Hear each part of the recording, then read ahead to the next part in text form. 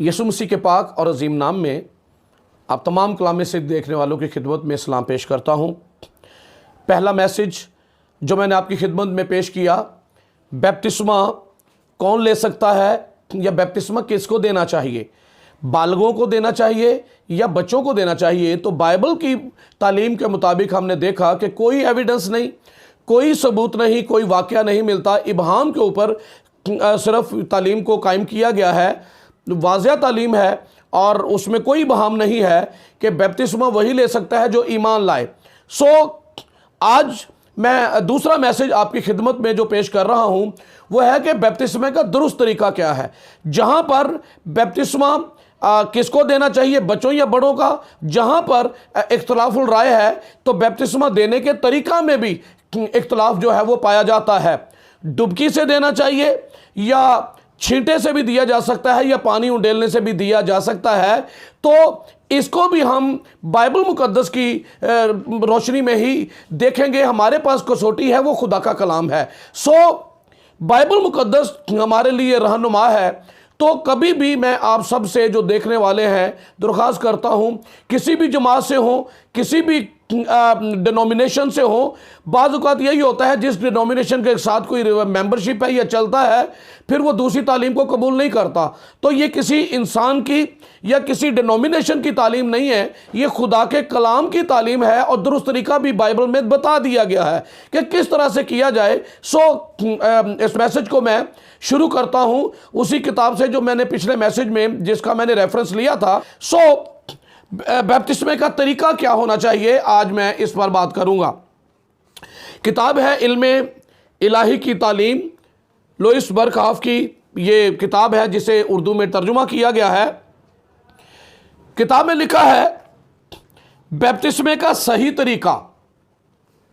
Baptist कलीसिया की तालीम यह है कि सिर्फ वो बैप्तिस्मा सही है जिसमें सर से पांव तक पानी में गोता दिया जाता है। वो ये इसलिए मानते हैं क्योंकि वो समझते हैं कि बैप्तिस्मा मसीह के साथ दफन होने का निशान है। इसलिए ज़रूरी है कि बैप्तिस्मा पाने वाले शख्स को पानी में पूरे तौर पर गोता दिया जाए। इसके सबूत में वो ख़ास तौर पर रोमियो 6 बाब उसकी 3, 4, 5 आयत को पेश करते हैं। दीगर कलीसियाओं की तालीम यह है कि बैप्तिस्मा साफ़ किए जाने का निशान है और इसलिए पानी का छिड़कना काफ़ी है।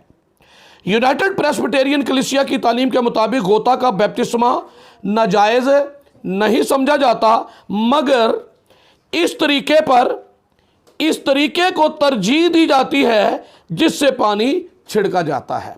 तो अब आप इस किताब में मतलब कितना तजाद पाया जाता है कि समझ से बाहर है कि जो हवाला बैप्टिस्ट कलीसिया हैं जब जो बालगों को बैप्तिस्मा देती हैं, जो डुबकी के साथ या गोते के साथ जो पूरा पानी में गोता दिया जाता है, जो ये आयत पेश करती हैं, तो उन्होंने आयत ही पेश की है, किसी इंसान का रेफरेंस नहीं दिया, किसी शख्स का या किसी डिनोमिनेशन का रेफरेंस नहीं दिया। उन्होंने रोमियो का हवाला और वहां पर लिखा हुआ है रोमियो के खत में कि यह दफन होने का निशान है, मुशाबत पैदा करना है, बैप्तिस्मे का वहां पर जिक्र आया है। तो फिर यह किसी इंसान की तालीम तो नहीं है। गोता और ये लिखा है कि प्रेस्बिटेरियन इसके खिलाफ नहीं है गोते के, ताहम छिड़के को बेहतर समझा जाता है। ये कौन सी तालीम है? तो अब आप खुद अंदाजा कर लें इन लोगों का, इन तालीमों का जो बच्चों को बैप्तिस्मा भी देते हैं। तो खुदारा अपनी तालीम को परखिए, अपनी तालीम की खबरगिरी कीजिए। मैं बड़ी हमदर्दी के साथ और सिद्क़े दिल से इस बात की जो है आपसे अपील करता हूं कि कलाम पर तवज्जो दीजिए। कलाम जो है वो हमें सच्चाई की राह दिखाता है, कोई इंसान नहीं दिखाता। हवाला जात आपके सामने मैं रख रहा हूं। रोमियो का खत जिसका हवाला उन्होंने यहां पर दिया है 6 बाब 3, 4, 5 आयत को आप जरूर पढ़ना। चले बढ़ते हैं जी, छींटा है या डुबकी है। तो पहली बात यह है कि बाइबल मुकद्दस में हर लफ्ज का तर्जुमा किया गया है, यहां तक कि खुदा के नाम का, यहोवा नाम का भी तर्जुमा खुदावंद किया गया है, लेकिन तर्जुमे के अंदर बैप्तिस्मे का तर्जुमा नहीं किया गया। बैप्तिस्मा यूनानी ज़बान का लफ्ज़ है जो नए अहदनामा में 20 मरतबा इस्तेमाल हुआ है और जिस फेल से ये वर्ब है एक जिससे ये बैप्तिस्मा बना है, बैप्तिस्मे की रस्म की अदायगी जिस तरीके से होती है वो है बैप्टिज़ो। और बैप्टिज़ो जो है वो नए अहदनामे में कोई 70 दफ़ा इस्तेमाल हुआ है। बाज़ कहते हैं कि चलें अगर डुबोना ही है तो ज़रूरी नहीं कि सारा डुबोया जाए, थोड़ा भी डुबो दिया जाए तो हो जाता है। तो बाइबल मुकद्दस इसके बारे में क्या कहती है, ये बाइबल मुकद्दस की रोशनी में देखते हैं जी। तो बाइबल मुकद्दस में से मैं एक रेफरेंस आपकी खिदमत में पेश करता हूं। लूका रसूल की इंजील में एक वाकया है अमीर आदमी का और गरीब लाजर का। गरीब मर गया, गरीब लाजर मर गया, अमीर आदमी भी मर गया। शॉर्ट ये स्टोरी आप जानते हैं। अमीर आदमी अजाब में मुब्तला है और उसने लाजर को, गरीब लाजर को बाप अब्राहम की गोद में देखा और अब वो वहां से बाप अब्राहम को पुकारता है और बाप अब्राहम से दरख्वास्त करता है कि आए बाप अब्राहम, लाजर को भेज के अपनी उंगली का सिरा, गौर करना है, अपनी उंगली का सिरा डुबो कर मेरी ज़बान तर करे। तो अब अगर सिरा, चले इसके 3 पार्ट कर लें, 3 डिजिट्स हैं, तो अगर ये सिर्फ डुबोया जाए तो ये सारा का सारा नहीं, थोड़ा। तो बाइबल मुकद्दस दनाई की किताब है, रुल्क उसके इल्हाम से है, रुल्क उसकी तहरीक से है। तो यहाँ पर अगर डुबोने की बात है तो फिर यहाँ पर बैप्तिस्मा तो नहीं लिखा हुआ, डुबोना ही है ना, थोड़ा हो या ज़्यादा डुबोना है तो बैप्तिस्मा होना चाहिए या बैप्टिज़ो होना चाहिए। पर ना यहाँ पर बैप्तिस्मा है ना यहाँ बैप्टिज़ो है, बल्कि यहाँ पर लफ्ज़ इस्तेमाल हुआ है बैप्टो। बैप्टो यानी अगर किसी चीज को डुबोना ही है लेकिन थोड़ा डुबोने के लिए बैप्टो लफ्ज आया है, बैप्तिस्मा नहीं है। आज गूगल का दौर है, तालीम का दौर है, आप इसको को सुने और इसी वक्त जब गूगल पर सर्च करें कि बैप्टो का माना क्या है, यूनानी के लफ्ज का आपको खुद पता चल जाएगा कि बैप्टो को क्या माना है। आज कोई चीटिंग नहीं कर सकता, धोखा नहीं दे सकता इस दुनिया में इस वक्त, जो कि लोगों के हाथों में मोबाइल है और नेट है और एक एक चीज़ को सर्च कर सकते हैं। लिहाजा मैं सिर्फ एक हवाला देकर आगे बढ़ता हूं कि यहां पर लफ्ज़ इस्तेमाल हुआ है बैप्टो। एक और लफ्ज़ है बाइबल में इस्तेमाल हुआ है जहां पर छिड़काव का जिक्र है, छिड़कने का, राख, गाय की राख, इब्रानियों के खत में छिड़कने का, तो वहां पर लफ्ज़ इस्तेमाल हुआ है रेंटिजो। गाय की राख छिड़कने से जब जहरी पाकीज़गी हासिल होती है तो वो छिड़कने के लिए लफ्ज़ है रेंटिजो। रेंटिजो को भी देखिए तो छिड़कने के लिए रेंटिजो है। तो बैप्तिस्मे का तरीका जो है या बैप्तिस्मा होता ही डुबकी से है, क्योंकि लिखा है बैप्तिस्मा दो, यानी उन्हें गोता दो। तो गोता तो अपने दे रहे, पानी छिड़कर कहते हैं बैप्तिस्मा दे रहे। तो जो ऐसा करते हैं वो बैप्तिस्मा नहीं दे रहे, वो रेंटिजो कर रहे, वो छिड़काव कर रहे, बैप्तिस्मा तो ना हुआ। बच्चों की बात हो या बड़ों की, यहां पर सिर्फ तरीके की बात कर रहा हूं क्योंकि मैं बच्चों के बारे में तो आगाह कर चुका हूं, बच्चों का बैप्तिस्मा नहीं होता, लेकिन उन पर पानी छिड़का जाता है और फिर कहा जाता है कि हम इसे बैप्तिस्मा दे रहे हैं, बच्चे के बैप्तिस्मा हो गया जी। तो ये बैप्तिस्मा है ही नहीं है, ये बैप्तिस्मा है ही नहीं, ये रेंटिजो है। बैप्तिस्मा डुबकी के साथ ही होगा। और बाइबल मुकद्दस में हमें नजर आता है कि बाइबल मुकद्दस में जब बैप्तिस्मे की बात हुई तो यूहन्ना रसूल ने इसको शुरू किया और यूहन्ना रसूल ने शुरू किया, उसके बाद फिर यीशु मसीह और यीशु मसीह के शागिर्दों ने भी बैप्तिस्मे देने शुरू किए।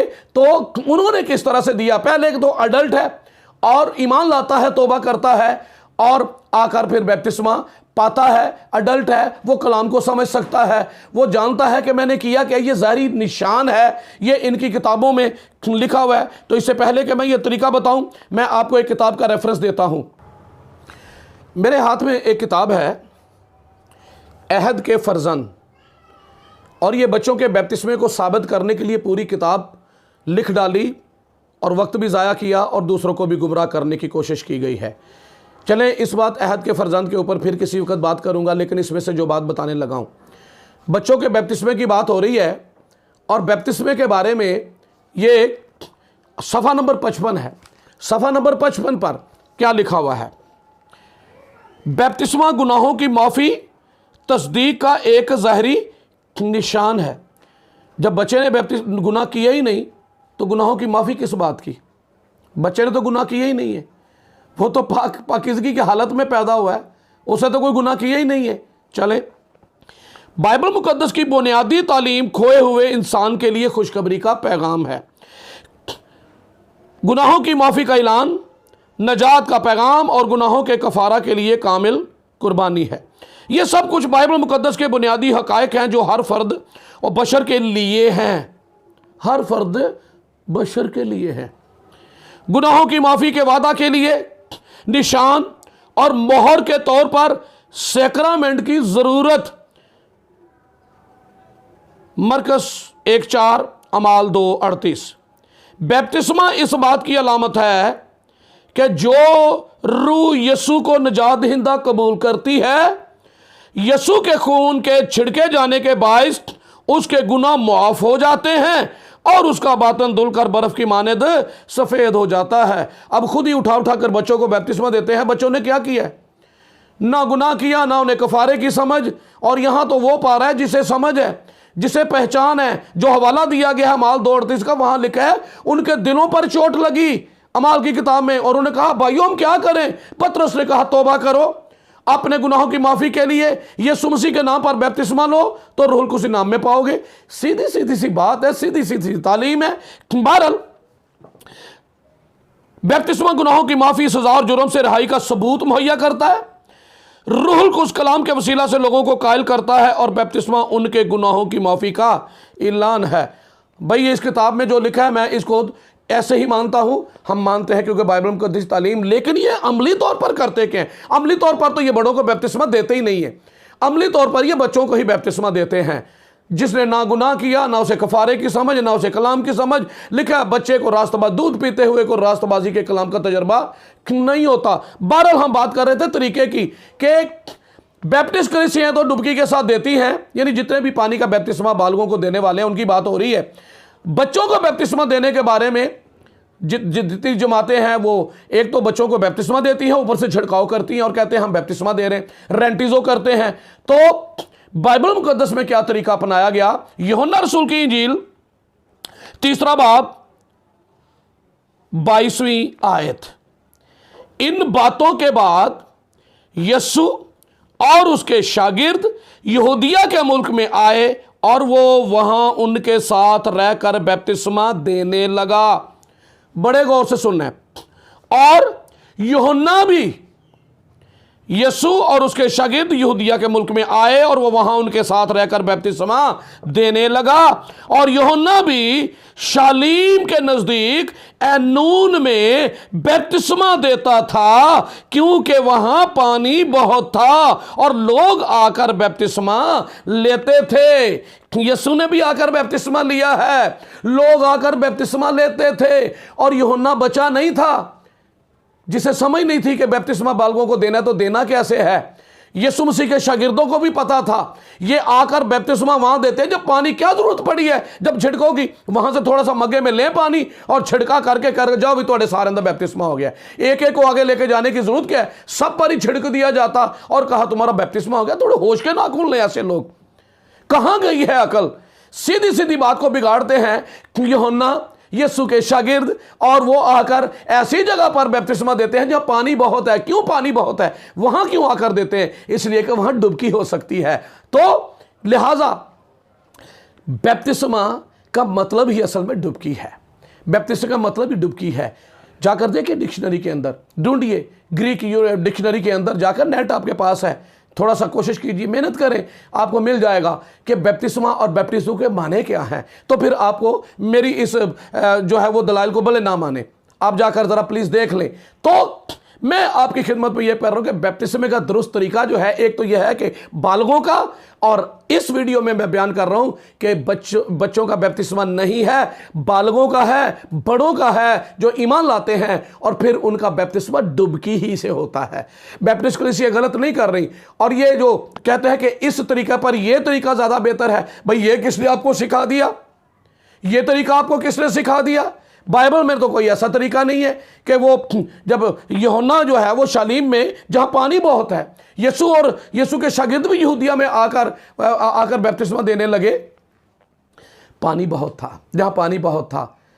तो ये प्लीज़ इन बातों को समझिए। अगली वीडियो, अगला मैसेज जो है वो मैं आपकी खिदमत में पेश करूंगा कि बैप्तिस्मा देना किस नाम से चाहिए, यीशु मसीह के नाम से या बाप और बेटे और रूह कुद्स के नाम से। ये भी मसला बना हुआ है। बाप और बेटे, मत्ती की इंजील में 28वें बाब में लिखा है बाप और बेटे रूह कुद्स के नाम से बैप्तिस्मा दो। तो आगे अमाल की किताब में पतरस रसूल ने कहा कि यीशु के नाम पर, तो प्रॉब्लम पैदा हो गया कि भाई यीशु के नाम पर दें या बाप बेटा रूह उसके नाम से दें, तो ये भी एक तालीम है, इसको भी समझना बड़ा ज़रूरी है। सो मैं इसको क्लोज करता हूँ।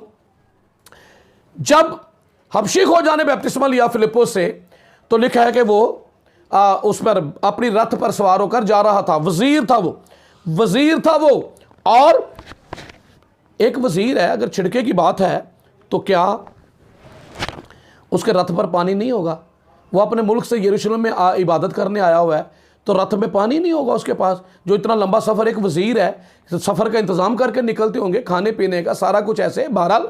लेकिन लिखा चलते चलते जब फिलिप्पुस ने उसे खुशखबरी, यीशु की बाबत खुशखबरी सुनाई, गुनाहों की माफ़ी का ये कलाम सुनाया, तो फिर क्या हुआ? उसने बोला कि रोक दिया जाए यहाँ पर रथ को, और कहा देख पानी भी है, मैं भी हूं, तू भी है, तो अब बपतिस्मा लेने से कौन सी चीज़ मुझे रोक सकती है? तो क्यों? वहाँ पानी बहुत था, जहाँ डुबकी हो सकती थी।